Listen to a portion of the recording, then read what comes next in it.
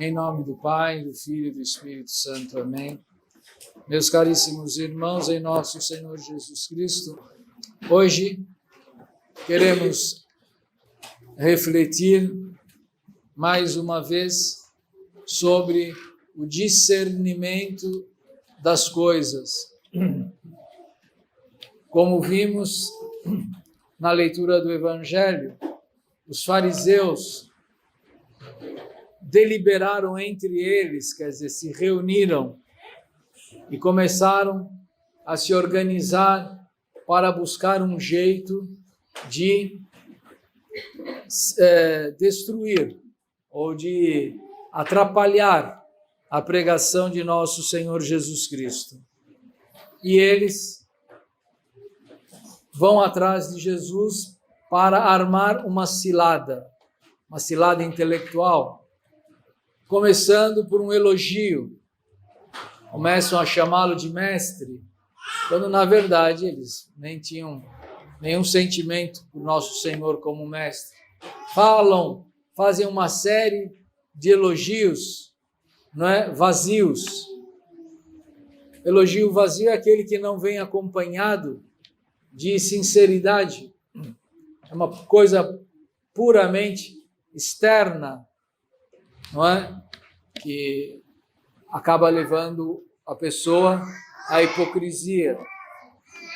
E aqui está um primeiro discernimento que nós devemos sempre ter muito cuidado com as palavras.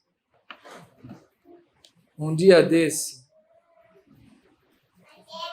uma pessoa falou que chamou a outra pessoa de ridícula e que não entendia por que a pessoa ficava tão aborrecida, porque etc, etc. Deu 1000 argumentos. Aí eu abri o dicionário e peguei o sentido da palavra ridículo e enviei para a pessoa. Lê aí o que significa esta palavra. A pessoa se assustou. Não é?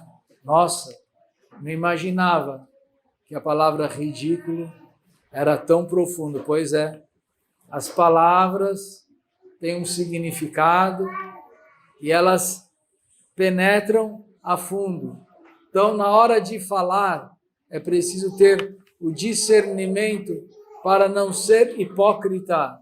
A hipocrisia é aquela atitude de uma pessoa que quer demonstrar uma coisa quando na realidade é outra.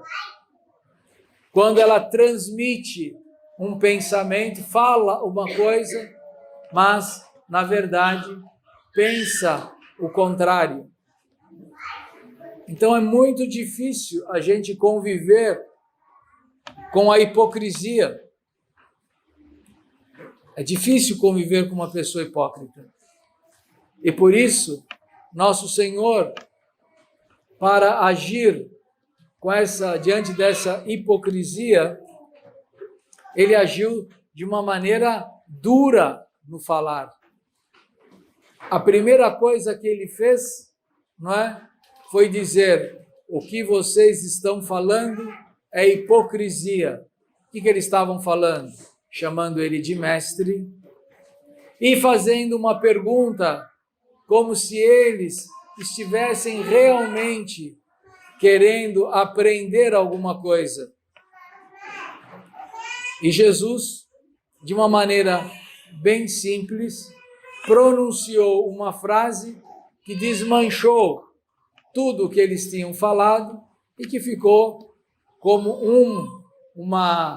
vamos dizer assim, um pronunciamento dogmático que nunca será esquecido pela doutrina da Igreja Católica, que é o reconhecimento das autoridades civis e religiosas, mas, ao mesmo tempo, a necessidade de discernir que temos de obedecer aquilo que é próprio do poder civil e temos de obedecer aquilo que é próprio do poder religioso, das coisas que vêm de Deus.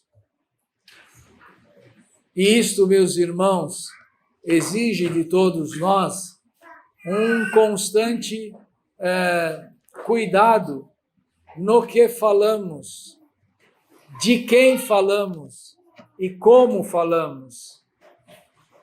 A nossa língua portuguesa é muito rica, muito preciosa, difícil, não é? Mas ela é preciosa, ela sabe distinguir as autoridades, não é?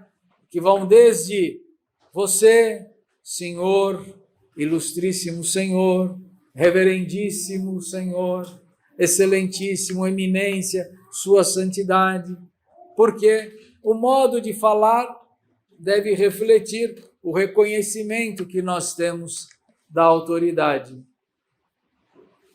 É importante discernimento das palavras.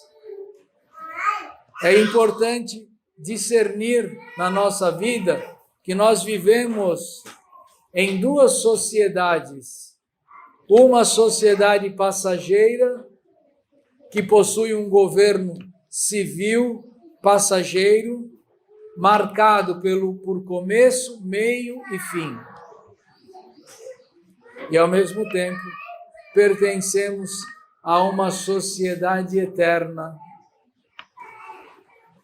uma sociedade que tem começo, tem meio, mas não tem fim, é eterna, e continua de modo exclusivo a partir da morte.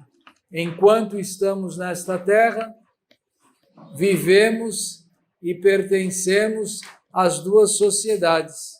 E nesta terra precisamos aprender sempre a distinguir as coisas que são de Deus e as coisas que são dos homens. Podemos menosprezar por completo as coisas dos homens? Não.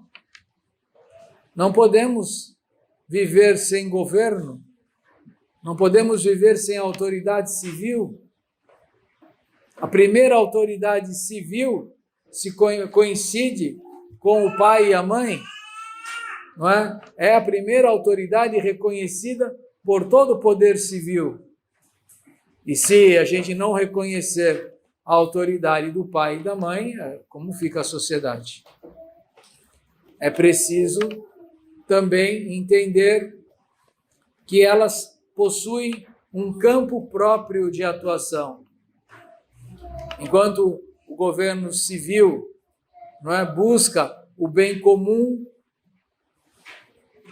natural, de convivência nesta terra, o bem espiritual é buscado pelo poder, pelas coisas que vêm de Deus, que é um bem superior ao bem comum,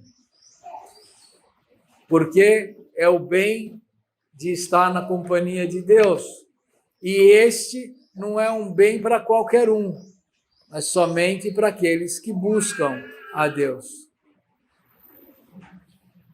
Nesta terra, a autoridade não é, tem de tolerar a presença do bem, tolerar não, praticar o bem, mas muitas vezes tolerar o mal. Na vida eterna, acaba essa tolerância com o mal. Lá haverá essa separação total.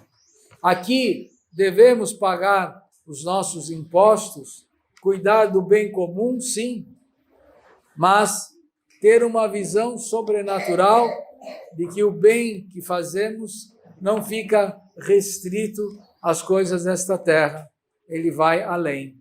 Por isso, na hierarquia, na importância das coisas, sempre colocar as coisas de Deus em primeiro lugar. Isso cria muitos conflitos, eu sei, entre nós, para com o dia de hoje, não é? Quantas empresas, por motivo apenas de lucro, algumas, nem todas as empresas, mas tem empresas que têm de trabalhar de domingo, como um hospital, que é por necessidade. Mas uma empresa que só trabalha no domingo para ter ainda mais lucro, ela está buscando, não é, o bem comum, não. Está buscando um bem privado. Porque quem é que não sofre por não poder ter um dia de descanso? E esse dia, para uma civilização católica como a nossa, é de fato o domingo, que é o dia do Senhor.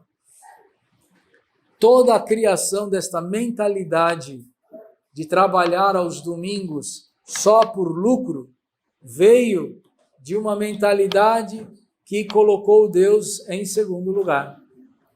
Não se baseia nesta frase de Jesus: dai a César o que é de César e dai a Deus o que é de Deus. Se ela se baseasse nisso, ela respeitaria o domingo, dizendo: domingo é dia do Senhor. Ainda em alguns países, isto é observado. E como eu falei, claro que existem trabalhos e necessidades emergenciais que necessitam de um trabalho dominical. Mas isso não é visando a pura e única e exclusivamente o lucro. É uma grande e grave responsabilidade das pessoas. Então, meus irmãos, vamos pedir a Nossa Senhora a graça desta prudência do discernimento. Não misturar as coisas, não tratar as coisas de Deus como se fossem coisas de política, não tratar as coisas da política como se fosse religião, não tratar as coisas do esporte como se fossem coisas de família, não tratar as coisas de família como se fossem coisas públicas, da praça. Não é? É preciso sempre saber distinguir entre as coisas privadas, reservadas, das coisas públicas, das coisas em comum, para podermos viver bem na sociedade. Esse discernimento é consequência da meditação, é consequência de nós, da boa leitura, é consequência de parar e refletir sobre o que leu, sobre o que ouviu, sobre o que viu, sobre o que experimentou. Se nós não reservarmos um pouco de tempo para estas coisas, nós não vamos conseguir viver no automático. O motor, uma máquina, ela vive no automático, nós não. Porque cada segundo da nossa vida não tem retorno, não se repete. Cada decisão da nossa vida tem consequências, não é? Incalculáveis. E não dá para achar que no automático tudo se resolve. Que Nossa Senhora nos ensine a viver assim. E termino relembrando a oração que foi colocada na coleta do dia de hoje, pedindo a Deus, Ele, que é nosso refúgio e fortaleza, que é sumamente misericordioso, que atenda benignamente às nossas piedosas preces, piedosas, o contrário de preces hipócritas, da vossa igreja, e concedei-nos a graça de conseguir plenamente aquilo que vos pedimos com viva fé.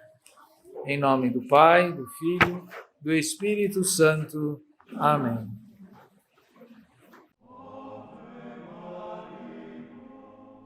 Ave Maria, cheia de graça, o Senhor é convosco. Bendita sois vós entre as mulheres, e bendito é o fruto do vosso ventre, Jesus. Santa Maria, Mãe de Deus, rogai por nós, pecadores, agora e na hora da nossa morte. Amém. In nome del Padre, del Figliolo e dello Spirito Santo, e così sia. Sia lodato Gesù e Maria, e buonanotte a tutti.